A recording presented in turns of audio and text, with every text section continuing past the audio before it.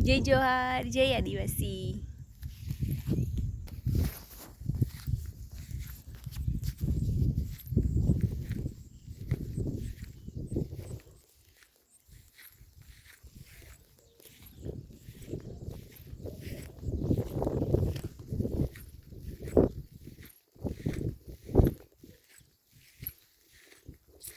આજે અમે આવ્યા છીએ ડેમ બાજુ।